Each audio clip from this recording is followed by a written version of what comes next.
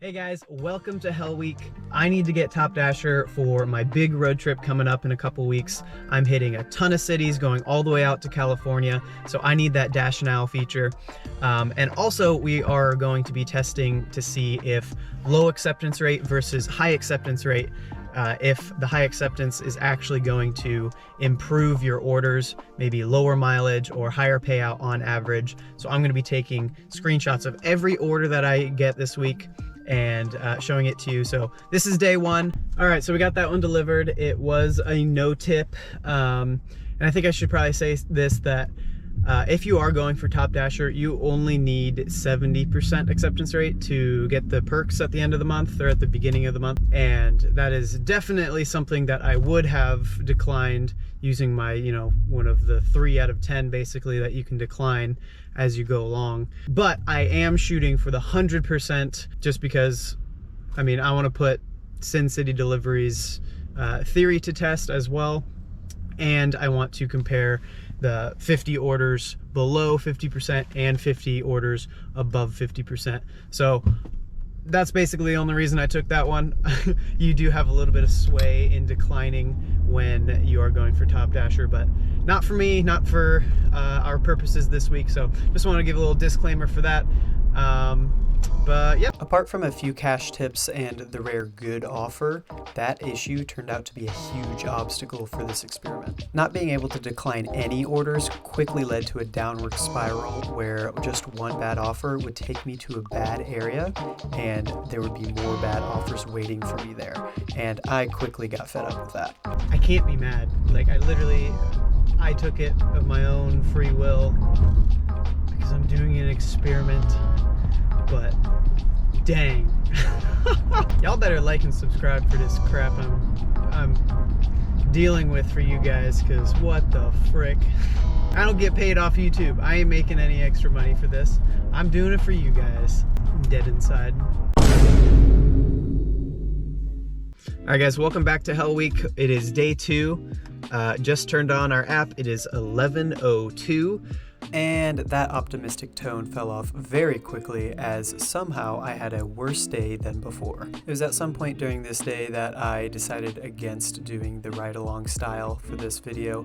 So let's just fast forward up until when we hit 50% acceptance rate. Alrighty guys, we have hit 49% acceptance rate. So the next order we take will put us into the Diamond program, which is very exciting because we need this week to turn around. I ran some calculations yesterday. For the past 2 days, we have been making less than minimum wage. So yeah, we really need that to average out with these next coming up orders. Alrighty guys, we did it. We have 50% acceptance rate. And here are the metrics and some extra data points that I collected for those 50 trips. So hours, money, and miles are all pretty straightforward, and you can math those out if you want to. But what I thought was interesting is the no upfront tip, which first of all is crazy that there was 20 no tip orders, but then also that to the cash tips, and specifically that there was only 1 cash tip on a no tip order. So everybody's saying that, oh, people tip in cash.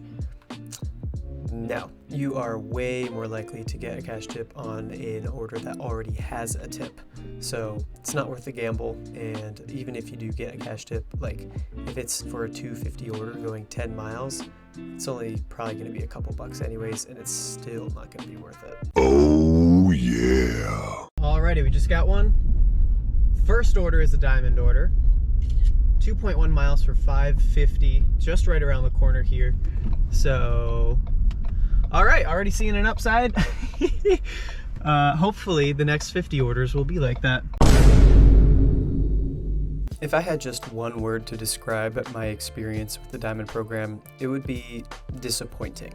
While I did make more money and drive less miles, it really wasn't by a lot. So let's jump into the numbers and see how they compare. So first things first, I only completed 47 of the offers, but my completion rate was 100%. And that's because DoorDash rolled out a new program where you can unassign the order without any penalty if you've been waiting a while, which I think is a great addition. And I had some connection issues, but it worked out. So those 2 orders that weren't able to hit my phone, it looks like DoorDash actually counted it towards my acceptance rate. So again, the numbers I got here actually are better in almost every metric, but when we put them side by side, it's hard to tell if there's actually any statistical significance that we can draw any conclusions from. And I do have some takeaways, but I do want to stress again the importance that I was taking every single order, and that totally skewed my numbers here. So I think that downward spiral is caused because when DoorDash has orders sitting around, those crappy ones are going to hit your account first, even if you have priority. You know, they got to get them delivered somehow. And so, you know, if I could just decline one of those and then get to the good order, probably hiding behind it, then my days would have been a lot better. So with that out of the way, the first thing I wanted to touch on is that out of the 48 offers that I saw while eligible for diamond orders, I only saw 17 diamonds.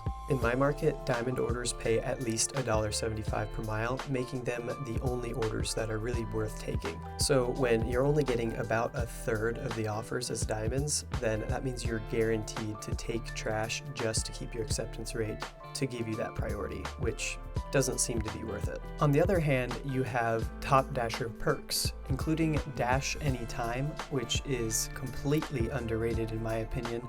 After visiting other markets that have multiple zones, it is absolutely crucial to be able to navigate and not have to worry about scheduling, as well as it's very important for my road trip as well. And it also says here that you get more deliveries when it's slower. So I don't know if that means you get prioritized or what.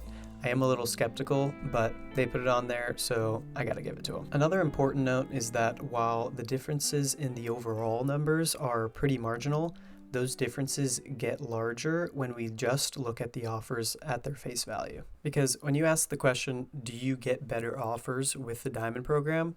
You don't know if you're going to get a cash tip with that order, and you don't know how many miles you're going to be driving in between orders while you're headed towards hot zones or, you know, whatever. So looking strictly at the offer screens themselves, the average order for the first 50 outside of the diamond program was $5.40 for 5.49 miles, or just about 98 cents per mile. Whereas the average offer in the diamond program was $6.49 for only 4.24 miles, averaging $1.53 per mile, which is certainly statistically significant. So, do you get better offers with a higher acceptance rate?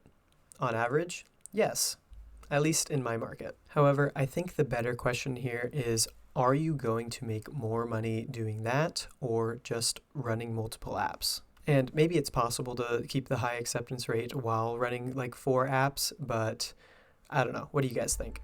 But yeah, that was my Hell Week, guys. So I will have the full breakdown of all my numbers here, as well as every single screenshot of all the orders I took.